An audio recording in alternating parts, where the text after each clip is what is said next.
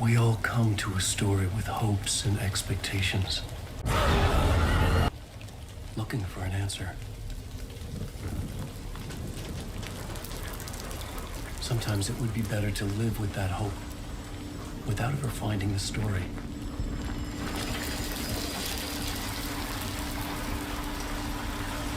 This is not the story you want it to be.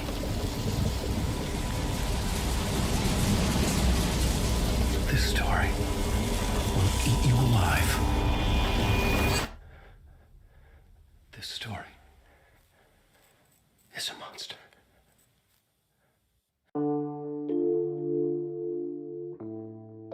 Hey all, and welcome back to the channel. Today, I thought I'd do something a little bit different. I know normally my videos are scripted and curated affairs, but today I thought I'd do something unscripted.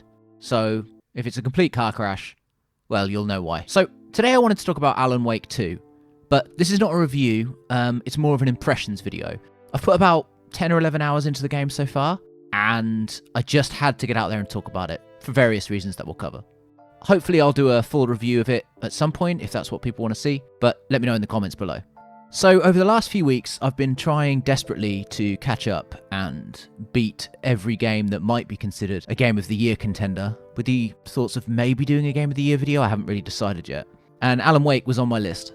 But what really prompted this was, again, a couple of weeks ago, IGN and a few other sites began reporting that it was unclear how well Alan Wake 2 had sold, and that while it initially looked like the game might be a bit of a commercial failure, actually the real situation was slightly more complicated due to it being funded by Epic and them not giving as many details for digital storefronts, and also it having no physical release. Now, Epic Store exclusivity aside, they do kind of conclude by saying that they think the game had sold around 850,000 copies by the writing of that article a few weeks ago. So that would make it a pretty decent success with probably a little bit of an underperformance. Just to put it in context, I think within its first 12 months, not even being on a PlayStation console yet, I think Control, which was Remedy's last game before Alan Wake 2, sold around 2 million copies in that first 12 months. So, you know, but it was a new IP, and this is an established IP that's been long anticipated and long awaited, whatever.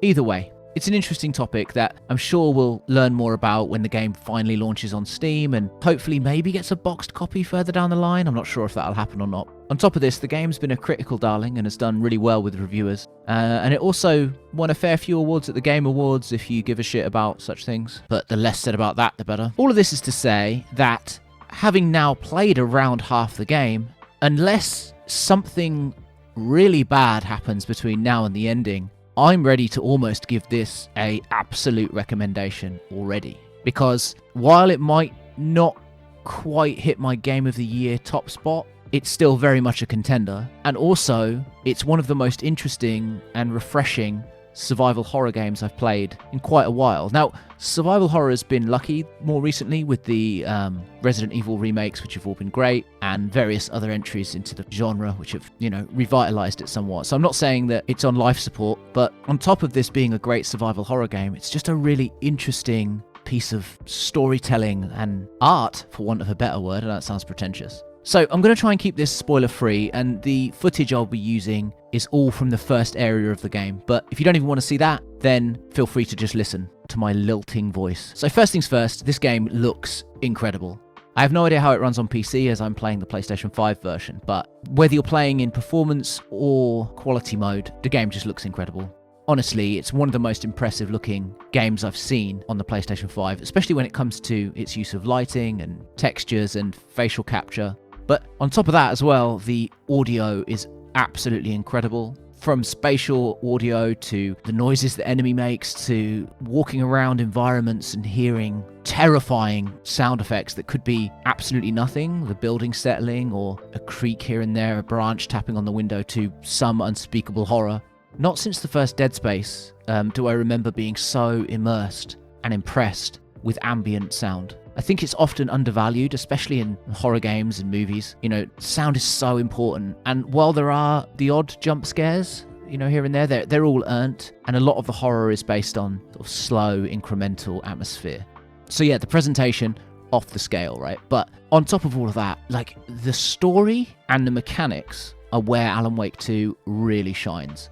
So obviously, as I said before, no spoilers, but if you played Alan Wake 1 or you know anything about the inspirations for this game, or if you've played anything in Remedy's, back catalogue, you can see the inspirations already, right? It's got plenty of Twin Peaks, it's got plenty of X-Files, it's got plenty of, various other inspirations here and there. But what I found about Alan Wake 1 was that it was like Twin Peaks, except it felt like it wasn't quite sure how to stick the landing or tell its story. Now, I really like Remedy as a developer, but I think the first Alan Wake is probably my least favourite of their games, or at least the ones I've played. I think it feels like an ambitious idea that isn't quite executed well enough. It's executed in a way that's a little bit convoluted and a little bit confusing and a little bit of a mess. But those great ideas are there. And Alan Wake 2 feels like the amalgamation of everything that Remedy have learned,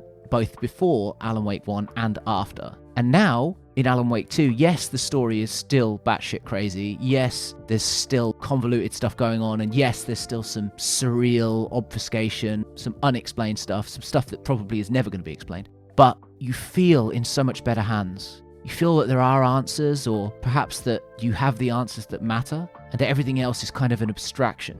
And this is done through a variety of techniques that they've very clearly developed over their past, or their recent past, I should say. It has the amalgamation of and transition from rendered to video and back again is straight out of Quantum Break. The sort of atmosphere and tone, uneasiness, all of that is kind of in Control's DNA, and the mechanics as well. That they made Max Payne and Max Payne 2, so they've drawn on all of it. It really feels like a magnum opus. It feels like a refreshing risk taken by a studio that really wanted to bring together all of their ideas into one cohesive whole. And it's amazing to me that it's so cohesive, but it really is. Or at least what I've played of it, it might all fall apart in the second half. And then on top of that, you've got some really interesting mechanics. Again, I don't want to spoil them, but basically, in the first Alan Wake, there was a lot of hiding, running into the light, shining your torch at people, shooting them. I think I remember some mild environmental puzzle solving, but I haven't played the first Alan Wake in quite a long time. But, it was a lot more of a sort of generic third-person horror. In Alan Wake 2, there are specific mechanics assigned to each of the two protagonists that you play as. And without spoiling them, both of those protagonists and their mechanics are so informative and well-suited to the character. They not only help you progress through the game and do it in a well-designed, well-structured, not frustrating manner that makes you feel like you're accomplishing things, but they also inform the characters and inform the story. It's honestly exemplary. The whole thing is just so refreshingly made. It just feels like something completely different that still channels all the stuff you love about the genre and about this studio, but in this whole new, interesting, amazing package. So that's all I've got to say for today, guys. I hope you enjoyed this little unscripted video that I thought I'd just put out because I wanted to do my part for spreading the word about Alan Wake 2 and how awesome it is. Till next time, guys. As ever, stay safe out there.